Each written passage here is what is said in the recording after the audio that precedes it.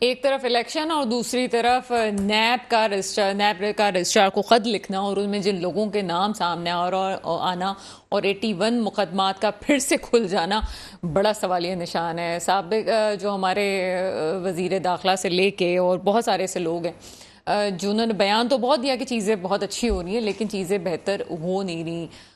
वजीर ख़जाना के हवाले से भी बात आ रही है कि उनके पास जो उनकी जायदाद है वो उनके असासों से ज़्यादा है, उनके असासे ज़्यादा हैं और उनकी जो आमदनी है वो उस लिहाज से नहीं थी। इस पर भी सवाल उठा है। वो लोग जो पाकिस्तान की बेहतरी की बात करते रहे हैं लेकिन उनके खिलाफ ही जब ये केसेस होते हैं, मुझे ये समझ नहीं आ रहा कि आगे ये इलेक्शन की कंपेन्स किस तरह से चलाएंगे जब बड़े बड़े नाम आ रहे हैं। और नाम मैं पहले भी बता चुकी हूँ, फिर बता रही हूँ। आसिफ अली जरदारी साहब, नवाज शरीफ साहब, मुराद अली शाह, शाहिद खाकान अब्बासी समेत बहुत सारे ऐसे लोग हैं जिनके नाम आए। सर आपकी तरफ आएंगे। मोहसिन काज़मी साहब, क्या समझते हैं क्या होने जा रहा है? अच्छा देखिए, पहले तो इन जितने के अभी आपने नाम लिए या कम से कम 81 आदमियों के नाम आए नैब के अंदर रीओपन हुए हैं, इनके केसेस हुए, इनसे ये सवाल कीजिए कि आपने 16 महीने बैठ के अपना सारा काम कर लिया था, उसका नतीजा तो आज सिफर आ गया। कौम को आपने कहाँ पहुँचा दिया?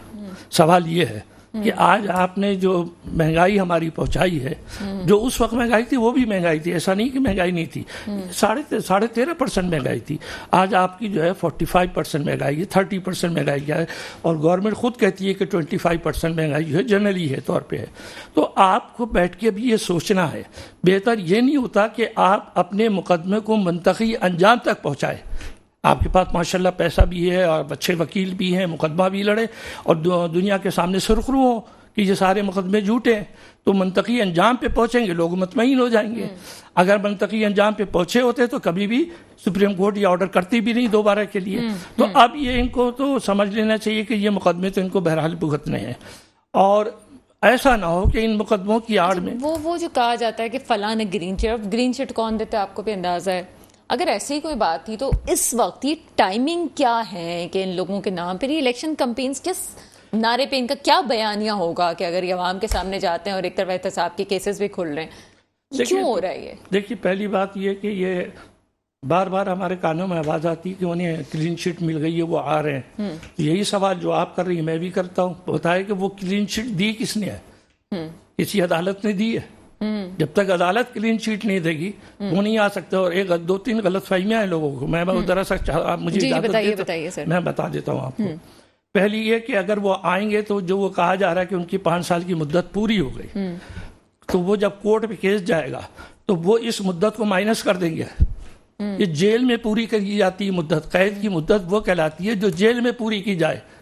वो मुल्क से बाहर जाके और आप जो है 5 स्टार होटलों में रह के नहीं पूरी कर सकते, वो हो जाएगी माइनस। और कोई भी पिटीशन डाल सकता है इसके अंदर, इनके खिलाफ पिटीशन भी डाल सकती है। और वॉल्यूम नंबर 10 जो बंद पड़ा हुआ था अभी तक, उसके चांसेस है फिर खुल लेंगे। तो जरा सोच समझ के आप जो इनको बुला रहे हैं, जिन्होंने इनको चीट दी, मेरी तो समझ में नहीं आता वो कौन लोग हैं जिन्होंने इनको चीट दी है। असली चीट तो आपको मिलेगी इंतखाबात के दिन, जिसको भी मिलनी है, जो भी आएगा इलेक्ट होगा, हमें तो किसी से दिलचस्पी नहीं है। हम तो ये चाहते हैं वो लोग आए जो मुल्क को चलाना जानते हो। तो जब तक ऐसे लोग नहीं आएंगे, ये मुल्क के अंदर हमारा जो है ये महंगाई का तलातुम चलता रहेगा, कहीं नहीं रुकेगा जाके। चलें पूछ लेते हैं, मेरे साथ आसिफ बाजवा साहब मौजूद हैं। आसिफ बाजवा साहब, प्रोग्राम में आपको वेलकम करते हैं। बराए मेहरबानी। आसिफ बाजवा साहब, आप मुझे सुन सकते हैं? ठीक है। अच्छा, ये जहाँ तक आपने केसेस की बात की है तो ये तो एक मुसल्लमा हकीकत है कि जैसे ही नवाज शरीफ साहब यहाँ पे आएंगे तो उनको सज़ा के हवाले से उनको जेल तो जाना ही पड़ेगा, ये तो हकीकत है। लेकिन जाहिर है कि कुछ ना कुछ तो उनकी लीगल टीम ने ऐसा किया होगा कि उनको फ़ौरन निकाल दिया जाएगा या कुछ। लेकिन ये तो किसी सूरत पॉसिबल नहीं है कि वो आएँ और वो जाती उम्रा महल चले जाएँ या कहीं और वो रायवंड में स्टे कर लें। ये ऐसा तो कुछ नहीं होगा, उनको जाना तो जेल पड़ेगा। मेरा सहाफती एक्सपीरियंस ही कहता है कि वो नहीं आ सकेंगे। अच्छा, बिल्कुल, ये 21 अक्टूबर की डेट निकल जाएगी। चलें, आसिफ बाजवा साहब आ गए हैं लाइन पे, उनसे पूछ लेते हैं। आसिफ बाजवा साहब, मुझे सुन सकते हैं? जी, yes I can. Asif Bajwa साहब, 2 बातें बड़ी इंपॉर्टेंट है। चलिए एक बात बाद में पूछते हैं, नैब के हवाले से जो खत जारी हुआ है।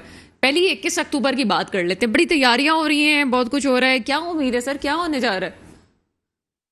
बिस्मिल्लाहिर्रहमानिर्रहीम। सबसे पहले तो आपका बहुत शुक्रिया, आपने मुझे वक्त दिया। गुजारिश ये है कि 21 अक्टूबर को पाकिस्तान के साबिक वज़ीर-ए-आज़म और पाकिस्तान मुस्लिम लीग नून के रहबर और रहनुमा जनाब मियां मोहम्मद नवाज शरीफ साहब पाकिस्तान वापस तशरीफ ला रहे हैं और बिलखसूस पाकिस्तान मुस्लिम लीग नून के वर्कर, उनके चाहने वाले, उनके सपोर्टर, उनके वोटर जो हैं वो उनका बड़ी जोश व खरोश से उनका इस्तकबाल करने को तैयार है। और इंशाल्लाह 21 अक्टूबर को हम लाहौर में एयरपोर्ट पर उनका बहुत बड़ा इस्तकबाल करेंगे और उनके आने की वजह से पाकिस्तान के जो सियासी और मुआशी हालात हैं इंशाल्लाह वो बेहतरी की तरफ जाए। सर बिल्कुल इस्तकबाल करना भी चाहिए, आपके लीडर हैं और पाकिस्तान के साबिक वज़ीर आज़म हैं, पुरजोश इस्तकबाल होना चाहिए। लेकिन क्या लॉ एनफोर्सेस एजेंसीज भी इस्तकबाल करेंगी सर? देखिए, बड़ी सिंपल सी बात है कि लॉ एनफोर्समेंट एजेंसीज का इस्तकबाल करने का मतलब ये होता है कि किसी को अरेस्ट करना। जी सर। तो वो जरूर, अगर कानून उनको इजाजत देता है कि उनको वो गिरफ्तार कर लें तो वो गिरफ्तार करने की कोशिश करेंगे। लेकिन हम उनके जो लॉयर्स विंग है, जो उनकी लीगल टीम है, वो अपने तौर पे हम तैयारी करके और कोशिश करेंगे कि हाई कोर्ट से या मुतलका ट्रायल कोर्ट से या कहीं ना कहीं से जहां भी हमें फोरम जो है वो कानून इजाजत देता हो, उस फोरम से उनकी हम प्रोटेक्टिव बेल जो है वो इंशाल्लाह हासिल करेंगे। आसिफ बाजवा साहब, कानून तो आप जानते हैं और बहुत अच्छी तरह से जानते हैं, हम तो इतना नहीं जानते इस हवाले से, लेकिन आपको क्या नहीं लगता इस तरह के एक तरफ आपके वोटर्स सपोर्टर्स मौजूद होंगे, दूसरी तरफ एक उम्मीद जो है, एक ये समझा जा रहा है कि जी जेल तो पहले जाना होगा, उसके बाद ये प्रोसीजर हो सकता है, कानून के मुताबिक आप भी ये चीजें जानते हैं कि हो सकता है, आपको नहीं लगता कि कोई तसादुम की कैफियत भी पैदा हो सकती है? चीजों को बेहतर करना चाहिए। तसादुम का तो कहीं गुमान तक भी नहीं है, और इसलिए कि अगर लॉ एनफोर्समेंट एजेंसीज उनको अरेस्ट करेंगी तो इससे पहले भी पाकिस्तान में एक ये मिसाल मौजूद है कि जब मियां नवाज शरीफ साहब की ज़ौजा मोहतरमा मरहुमा कुलसूम नवाज साहबा वहाँ पे मौजूद थी, बीमार थी और बेड पे थी और हॉस्पिटलाइज थी, और उनको छोड़ के जब उनको ये पता था कि मेरी गैर हाजिरी में मुझे सजा सुनाई जा चुकी है, वो और मोहतरमा मरियम नवाज शरीफ साहबा वो दोनों आए और जेल के अंदर ही उनको गिरफ्तारी उन्होंने दे दी। अब भी अगर हमें प्रोटेक्टिव बेल ना मिली तो कोई दूसरी राय नहीं है हमारे पास, कोई दूसरा ऑप्शन नहीं है, कोई इसमें कहीं एक शायबा तक नहीं है कि अगर हमें बेल ना मिली तो हम कोई प्रोटेस्ट करेंगे या गिरफ्तारी में रखना डालेंगे या खलंदाजी, ऐसा कोई चांस नहीं है। और मैं ये समझता हूं बीइंग स्टूडेंट ऑफ लॉ कि किसी भी मुलजम का ये हक है या किसी भी ऐसे शख्स का जिसको अदालत ने मफरूर करार दे दिया हो, उसको ये हक हासिल है कि अगर वो प्रोटेक्टिव बेल जो है वो सीक करे तो मेरा नहीं ख्याल कि उनकी वो एप्लीकेशन जो है वो रिजेक्ट की जाएगी, चाहे उनको 2 दिन का टाइम मिले प्रोटेक्टिव बेल का। मेरा ख्याल है according to the presidents of Pakistan legal higher courts ये मौजूद हैं, बेशुमार ऐसी मिसालें मौजूद हैं कि लोगों को प्रोटेक्टिव बेल दी गई है, और अगर मुझे यकीन है 99.9% के हमें बेल मिल जाएगी, चाहे 1-2 दिन की हो। तो अगर ना भी मिले तो फिर भी मियां साहब जो है वो बिल्कुल मेंटली प्रिपेयर्ड हैं कि वो जेल जाने को तैयार है। ये आपने बड़ी अच्छी बात कही है कि प्रोटेक्टिव बेल जो है वो हो सकती है, और ये पॉसिबिलिटी है, कोई ऐसी बात नहीं है। पहले तो पाकिस्तान की तारीख पे यही सवाल ये निशान बनता है कि 3 वजीर आजम जो है वो जेल क्यों गए, या तो वजीर आजम बनाते क्यों हैं और वो आ जाते हैं, तो फिर ऐसा क्या होता है कि उनको जेल भेजना पड़े। ये बदनामी है पाकिस्तान के लिए, कि मुल्क के लिए, कि वजीर आजम को जेल भेजा जा रहा है। बहुत सारी चीज़ें एहतसाब के ज़मरे में तो आती हैं। एक और चीज़ जो मेरी समझ से बाहर है वो ये है कि एक तरफ आपको प्रोटेक्टिव बेल की यकीनन जब आप बात कर रहे हैं तो ऐसा कुछ हुआ होगा या आपकी प्लानिंग होगी, दूसरी तरफ यहाँ पे आज नैब ने रजिस्ट्रार एहतसाब अदालत इस्लामाबाद को केसी से मुतल्लिक खत लिख दिया है, जिसके अंदर आसिफ जरदारी साहब का भी नाम आता है, नवाज शरीफ साहब का भी आता है, मुराद अली शाह साहब का और शाहिद खाकान अब्बासी साहब का भी आता है। इसके अलावा भी कुछ नाम है। 81 केसेस बहाल किए गए। ये क्या है सर ये सिलसिला? अगर यही है तो आपको तो आगे इलेक्शन कैंपेन में जाना है, ये केसेस के साथ इलेक्शन कैंपेन्स का बयानिया कैसे बनाएंगे आप?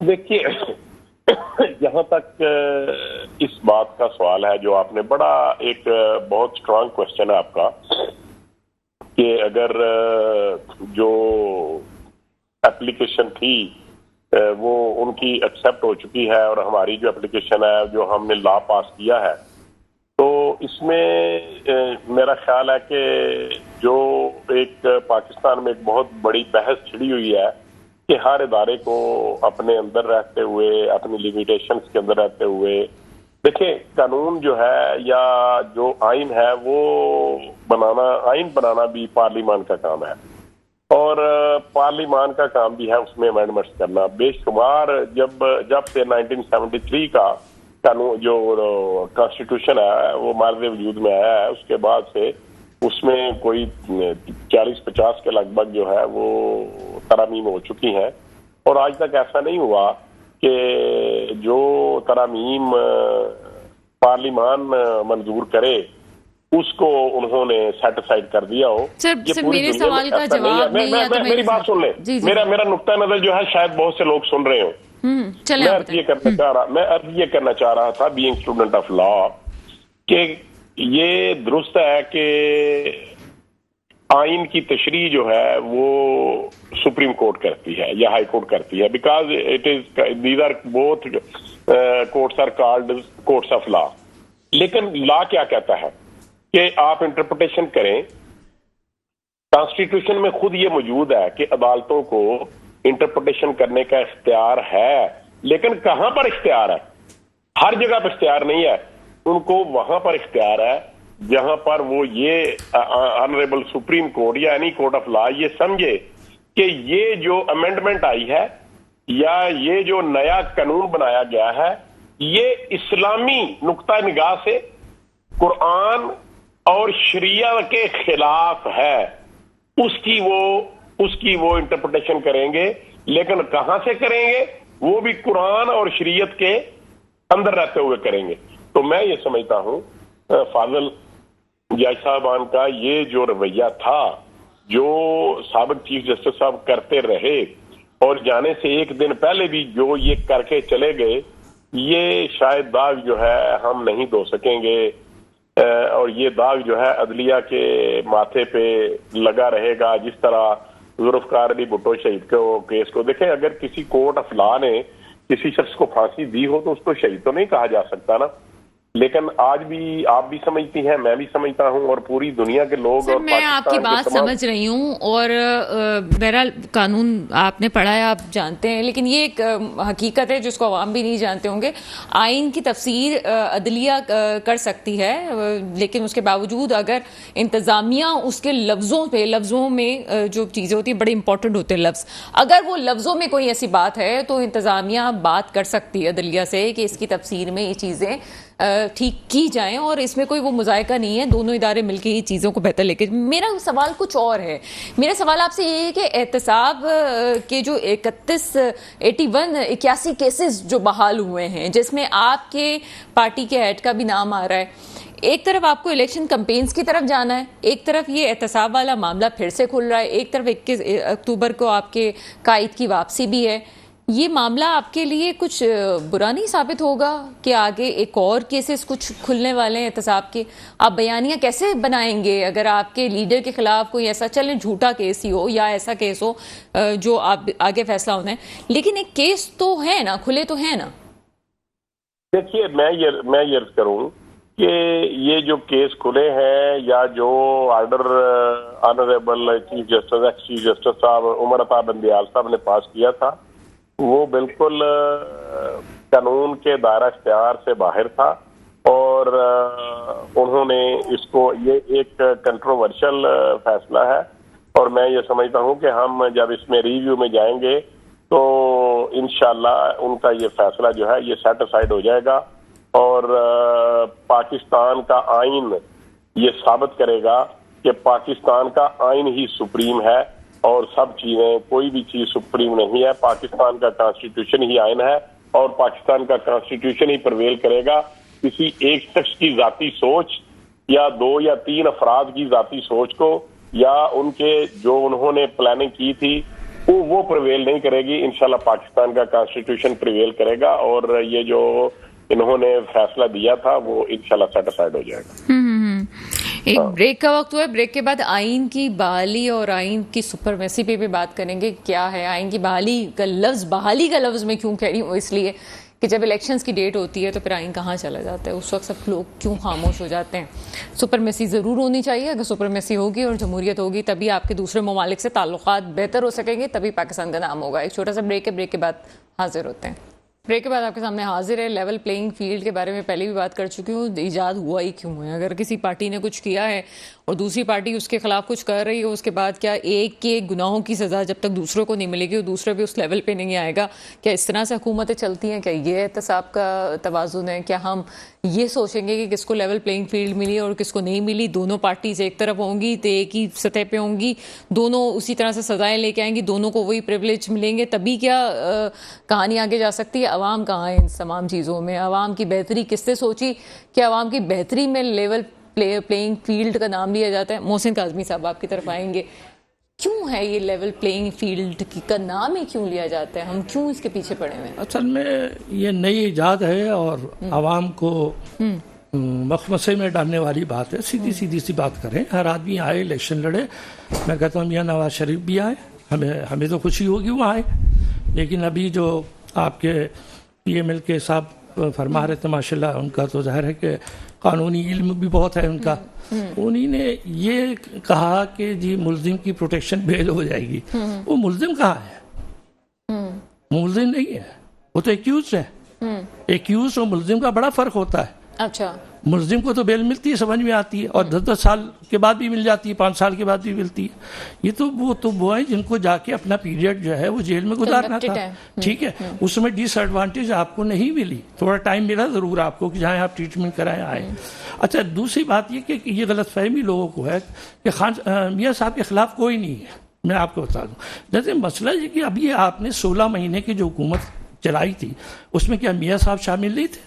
वो कौन सा फैसला इस हुकूमत ने किया जिसमें मियाँ साहब की दस्तखत ना हो? या तो ये आइसोलेट रहते तो बहुत बेहतर था, क्योंकि ये इतने बुरा नहीं, इनका दौर अच्छा दौर है। मैं ये नहीं कह रहा हूँ खान साहब मियाँ साहब डेवलपमेंट का दौर है, मियाँ साहब में ये क्वालिटी है कि मुल्क को उठाने की। बुरे काम भी हुए हैं, जो करने थे वो नहीं किए, लेकिन उसके बावजूद जो है इनको नहीं चाहिए था इस हुकूमत का हिस्सा बनते और जल्द से जल्द इलेक्शन करवा देते, तो आज इनको बहुत फायदा पहुंचता। अब जो ये कहा जा रहा है ना कि उनको आएंगे, सिक्योरिटी पकड़ेगी, हमें नहीं पता क्या होगा उस वक्त। अव्वल तो मेरा दिल ये कहता है कि अभी 21 को ये नहीं आएंगे, 21 कम अज कम 2023 में नहीं आएंगे, जहां तक यही जो अभी आ रही है अक्टूबर वाली। इसके बाद देखते हैं क्या होता है क्या। दूसरी बात यह है कि ये लेवल प्लेइंग जो गेम हो रहा है, फिर तो आपको बहुत कुछ करना पड़ेगा जिससे आप लेवल प्लेइंग ला रहे हैं। उसने तो 3 अस्पताल कैंसर के बनाए, आप बनाएंगे 3 अस्पताल? उसने नमल यूनिवर्सिटी बना दी, आप बनाएंगे एक यूनिवर्सिटी? तो लेवल प्लेइंग का आवाम इस तरह देखेगी कि भाई इन्हीं ने आवाम के लिए क्या काम किया। आप सबके नाम ले लिए जिनके नाम अभी आपने लिए हैं, नैब के अंदर आ रहे हैं। इनके पास क्या पैसा नहीं है, दौलत नहीं है इनके पास इतना, लेकिन इतना बड़ा दिल नहीं है इनके पास।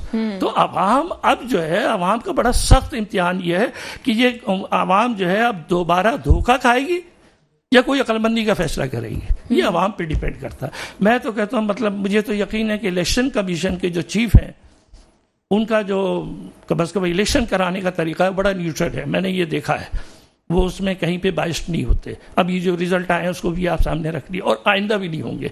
वो इस मामले में अच्छे आदमी हैं, ये मैं मानना पड़ता है, लेकिन उनकी जिम्मेदारी है इस वक्त ना कि शफाफ इलेक्शन कराएं। तो शफाफ इलेक्शन में सबको आप एक प्लेइंग देंगे, आप सबको एक साथ लाएं। ये तो नहीं कि एक को अंदर एक को बाहर, इसको सजा और इसको जदा और इसको जनाब जेल और उसको बेल, ये नहीं करें आप। ये काम अदालतों का है, अदालत जिसको छोड़े। आप अपने जो आपको इख्तियारात दिया, आप कहिए कि मैं सबका हिस्सा इसमें, ठीक है। मैं कहता हूँ कि कोई आदमी ऐसा है, आप देख लीजिएगा अभी असल में सिवाय नवाज शरीफ साहब के अलावा अभी तो कोई ऐसा नहीं है कि जो इलेक्शन नहीं लड़ सकता, सब इलेक्शन लड़ सकते हैं। नवाज शरीफ का तो मसला वही है ना कि वो एक्यूज्ड है। वो अगर वो ख़त्म हो गया मसला, जो मैं समझ रहा हूँ नहीं होगा, जो मैं भी थोड़ा बहुत कोर्टों में जाता रहता हूँ, तो मुझे भी कुछ चीज़ें पता है। तो इससे अंदाज़ा होता है ना, अगर किसी ने जाके वहाँ कह दिया कि साहब ये तो 5 साल की मुद्दत तो उन्हीं ने वाह एयर कंडीशन में पूरी की जाके वहाँ पे। लेकिन तो फिर तो लेकिन मसला सर बनेगा। ये भी तो एक हकीकत है कि अहकामा हो या दूसरी चीज़ें जो हैं ये हुआ भी गलत था। किसी पे लाइफ टाइम जो है वो पाबंदी लगाना भी अच्छा, एक सवालिया यही, निशान है, वो भी मैं- गलत था। मैडम आपसे मैं एक बात कहूंगा कि ये बड़ी अजीब गलत फहमी है लोगों को कि केस अकामे पे हुआ है। अदालत ने जो होशियारी दिखाई है थोड़ी बहुत, वो ये कि इनकी उन चक्करों में नहीं पड़ी कि इनकी जो वो क्या कहते हैं मनी लॉन्ड्रिंग पकड़ूं, ये करूं वो करूं। इनका एक चीज उनके हाथ लग गई, वो इलीगल थी। आप लोगों को ये नहीं पता कि अकामा क्या होता है। अकामा उसका बनता है जो आदमी वहां पे कोई मुलाजमत सर करता हो मैं या यही कोई बात कर रही बिजनेस हूँ करता हो। कि कोई और चीज पे हो जाता है, लेकिन ये पानामा और अकामा वाला जो तो केस है वही ना, वजह बताई है ये मैंने चीज आपको। सही नहीं वही- है। मैं तो खुद कह रहा हूँ, बल्कि मैं तो इस हक में हूँ कि अदालतों के 3 फैसलों ने मुल्क को अदब इस्तेकाम में डाला। भुट्टो साहब के केस में भी डाला, नवाज शरीफ साहब के केस में भी डाला, और अभी भी जो 22 चेयरमैन PTI अप्रैल में हुआ था उसमें भी डाला। तो अब तो देखते हैं कि अब नए चीफ जस्टिस साहब आए, जरा लिबरल आदमी है और खुले दिमाग के हैं। उन्हें माशाल्लाह कल आपके सामने देखे ना, फुल डे डायरेक्ट अपना हियरिंग करके दिखाई। नहीं सिर्फ आज नहीं, जस्टिस फाइज ईसा का जो पूरा एक बैकग्राउंड है और पूरा उनका जो करियर है वो बड़ा ताबनाक है और बड़ा ज़बरदस्त है उनका करियर, और कोई सवाल उठा नहीं सकता। बेहतरी की उम्मीदें हैं। बहरहाल आसिफ बाजवा साहब आपकी तरफ आते हैं। आसिफ बाजवा साहब, बड़ी दोस्तियां रही आपकी तमाम पार्टी से, 16 माह हुकूमत में आपके साथ लोग शामिल रहे।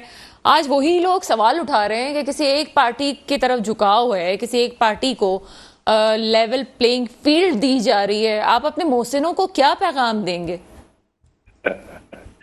देखिए, बात यह है कि इस बात का जवाब जो है बिलावल भुट्टो जरदारी साहब की बात का जवाब रात को ख्वाजा मोहम्मद आसिफ साहब जो साबिक वजीर दिफा है उन्होंने बड़े शानदार तरीके से दिया। उन्होंने कहा कि ये सुनी सुनाई बातें हैं और इन बातों का कोई वजूद नहीं है। लेवल प्लेइंग फील्ड के मतलब उन्होंने ये कहा कि अभी तक तो प्लेइंग फील्ड ही नहीं क्लियर हुआ कि किस मैदान में कहां और कब खेलना है और किस किसने खेलना है। नंबर 1। नंबर 2, जब प्लेइंग फील्ड ही नहीं है तो लेवल का तो सवाल ही नहीं है। जब लेवल प्लेइंग फील्ड आएगा फिर लेवल भी हो जाएगा। और सबसे पाकिस्तान में देखें 1970 में एक सर यहाँ रुक जाए, मैं आपसे बड़ा सीखती हूँ। मुझे बताएं, मरियम नवाज साहिबा ने कहा था कि कोई किसी को जेल भेजा गया है तो किसी और को भी जेल भेजाना पड़ेगा। आज कोई और जेल में भी है, तो ये भी तो आप लोग की तरफ से हुआ कि जो हमने भुगता है उनको भी भुगतना होगा। ये देखें, ये बड़ी अच्छी बात आपने की, बड़ा मेरे जहन में थे ये बात। मैं अर्ज करूं, जब मरियम नवाज शरीफ ने ये बात की थी कि पहले लेवल प्लेइंग फील्ड बनाएं और फिर बात करें, इसका एक जवाब मैं पाकिस्तान की अदलिया को इसमें बीच में लाऊंगा कि क्योंकि मियां नवाज शरीफ साहब ने कहा था कि ये लाडला है। पहले तो लोगों को नहीं पता चला किसका लाडला है, फिर पता चला कि ये अदलिया का लाडला है। उस वक्त लेवल प्लेइंग फील्ड क्या है? लेवल प्लेइंग फील्ड को मैं आपको क्लैरिफाई करता हूं। जब मियां नवाज शरीफ साहब को डिस्क्वालीफाई किया गया और उसके बाद इमरान न्याजी साहब का चेयरमैन पीटीए का केस पेंडिंग था, तो उनको अप्रोच करके ये कहा गया कि इनका केस रहने दें, इनको क्विट कर दें, इनको सादक और अमीन साबित कर दें और जहांगीर तरीन साहब को लेवल प्लेइंग फील्ड दे दें, बराबर कर दें कि एक आदमी उनका डिस्क्वालीफाई किया है और एक आदमी चेयरमैन पीटीए का ये था उस वक्त जब मरियम नवाज ने इस सिनेरियो में बात की थी।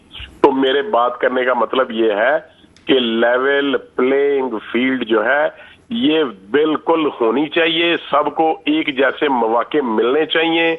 लेकिन अगर कोई ऐसा शख्स जो पाकिस्तान के कौमी इदारों या पाकिस्तान के जो रियासत के इदारे हैं, जो हमारे दिफाई इदारे हैं, उनके ऊपर हमलावर होगा तो फिर वो खेल का उसके लिए ये खेल का मैदान नहीं होना चाहिए जो स्टेट ऑफ पाकिस्तान के खिलाफ साजिश करता है, जो अवाम को उबारता है, जो पाकिस्तान के मानोमेंट्स को करेगा कि साजिश कौन करता है, बगावत कौन करता है। हमारी मेमोरी बहुत शॉर्ट है। आपके कायद को भी तो कभी गद्दार करार दे दिया गया था ना उनको। उस वक्त भी तो एक केस उनके खिलाफ गद्दार कह दिया गया था और जेल के सलाखों के पीछे डाला गया था। उसके बाद सऊदी रवानगी हुई थी, तो वो भी तो उस वक्त भी तो कहा गया था। सर देखें, मैं बिल्कुल आपकी बात दुरुस्त है, लेकिन इस बात को अवाम ने नहीं माना था और मियां नवाज शरीफ साहब को जब जेल में डाला गया और 14 साल की सजा दी गई, उनको कहा गया कि आप हाईजैकर हैं, आपने हवाई जहाज अगवा किया था, आप तो ये आपको याद होगा। लेकिन उस फैसले को, अदालत के फैसले को पजीराई नहीं हुई।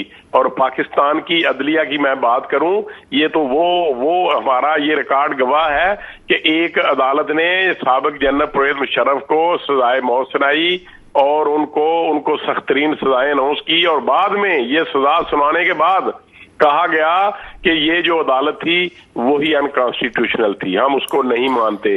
भाई पहले आप कहाँ थे जब वो अदालत चल रही थी? पहले क्यों नहीं आपने कहा?